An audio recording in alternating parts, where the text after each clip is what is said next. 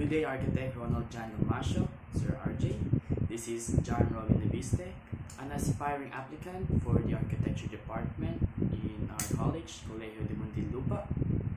And thank you for giving me the opportunity of making this video that will serve as an hour assessment. So I'll be moving forward with the first question that you've given us, which is, why do I want to be an architect? Since long ago, I've always enjoyed drawing. Even though I don't know anything much about it, just doing sketches here and there, just producing something out of nothing with just a ball pen, a pen, a pencil, reducing these images in my mind into a black paper, sorry. And so along the way, even though I don't know anything about it, don't know much about it, as I've only been just watching videos on tips and tricks, along the way, I've wondered to myself, what would be the feeling if I get to enjoy my work also? So it became my dream to be an architect. Just thinking about it, that doing something that you like, something that you love, which is for me drawing also, to become your lifelong profession, to be a professional, to be a licensed professional in that field, would be very fulfilling. And that is what I aspire to be. Right now, I know almost nothing about it. Just trying to copy images, doing things from my mind, but I do know that along the way, once I gain more knowledge about it while studying here in Colegio de Muntinlupa, I will be able to be more wise with doing my work, be more precise, and be better with my hands. Only not to just be better with my work, with my craft.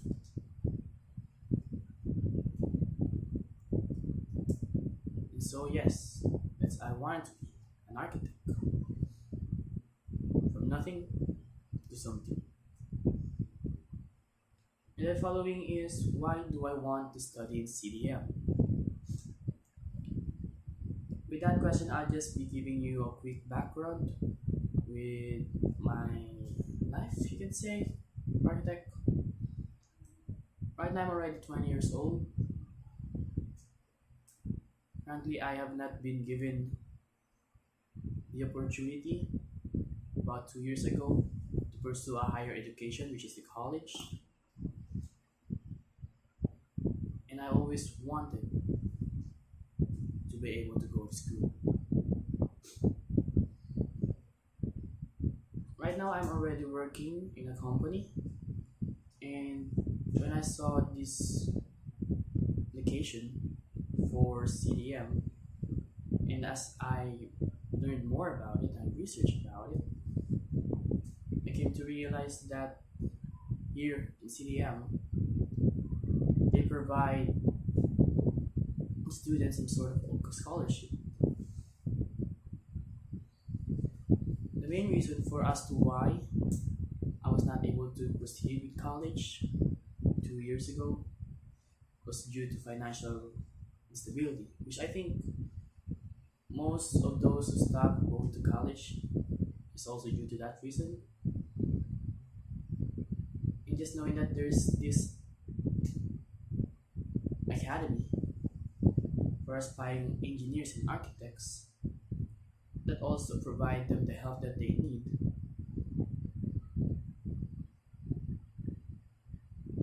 greatly, how can I say this? Sorry. Gave me the push to push through with this application. I wanted to study in CDM, Colegio de Muntinlupa. I wanted to be an architect. And just so happens that CDM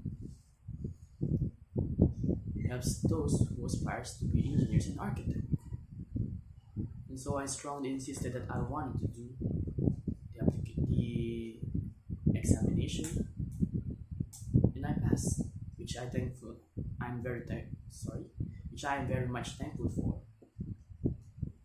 I will ensure that once I go into this college, once I've been, if I've ever been, if I'm ever gonna be accepted into the architecture department, I'll do my very best to fulfill all of the expectations, exceed even the expectations, to push through with hard work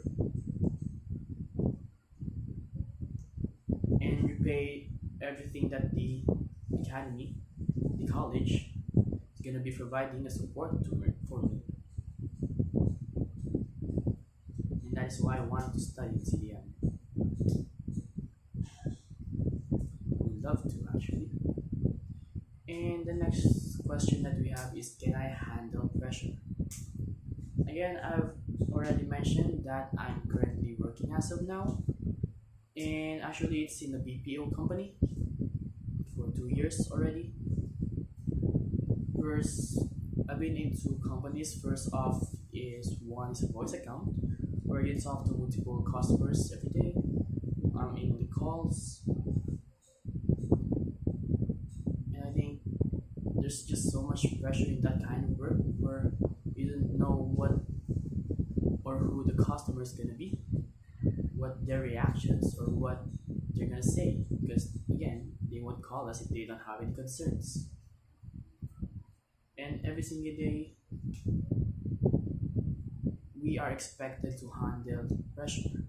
We are expected to remain calm and collected, to have the composure, because by doing so, only then we'll be able to resolve the customer's issues.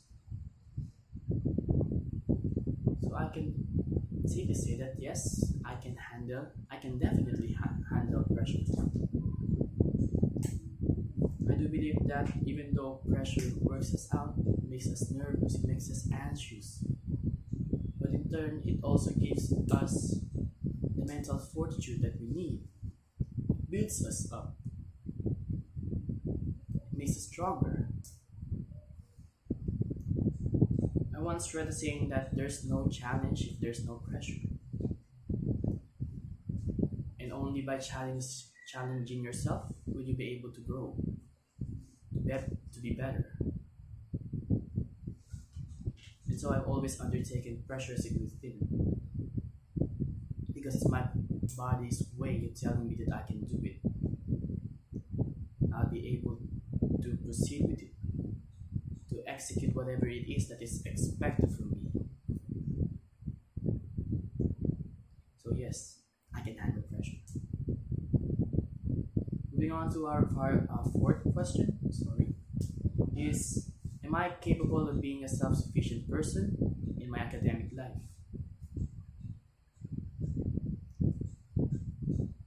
Again, right now I'm already 20 years old and already a working adult, already had jobs. So I can say that I've already been pretty much plentiful, independent already. By being independent, we're able to only depend on ourselves, meaning that we can we can be self-sufficient. We can provide for ourselves.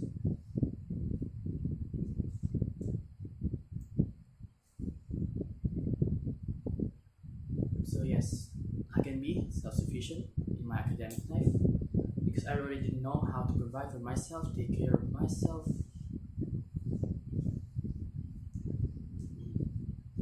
And lastly is, do I want to be a leader?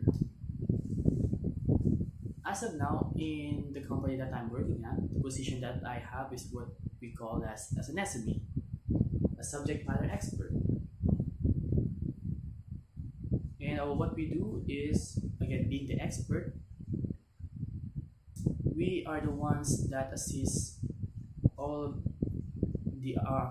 all of the analysts that are under us.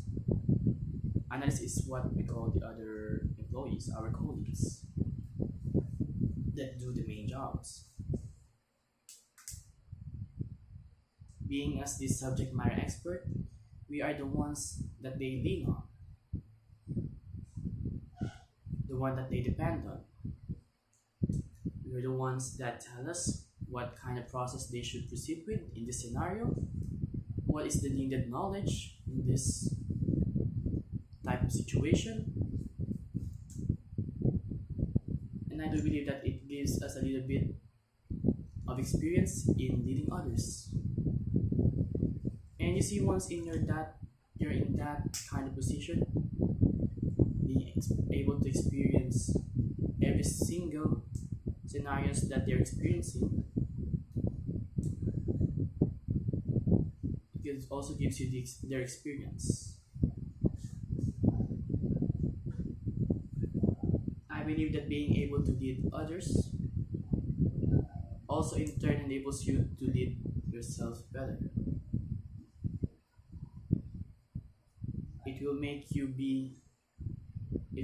you make sure that you're always in your top form, or we're always in your best condition, because you are the one that they're expecting from, to be able to assist them, to help them, or to lead them.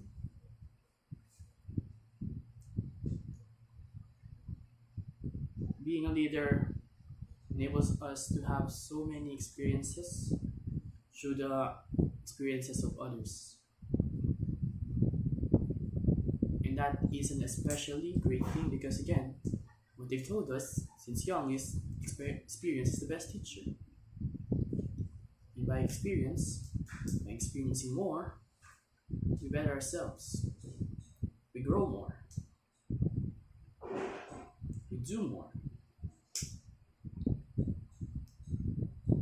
And since I'm in that position as a subject matter expert, I've had experience of leading others, the fulfillment of it, the enjoyment in doing that kind of work.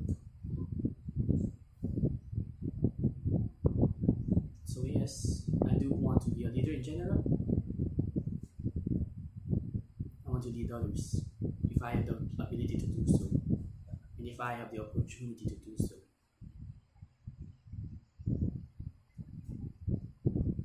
And I think that will conclude all of the questions. The 5 questions that you've given us, Architect. And again, this is John Robin de Biste. I'm hoping to be able to see you in our next Zoom meeting. Hoping that I'll pass this screening. Good day. Thank you. Bye for now.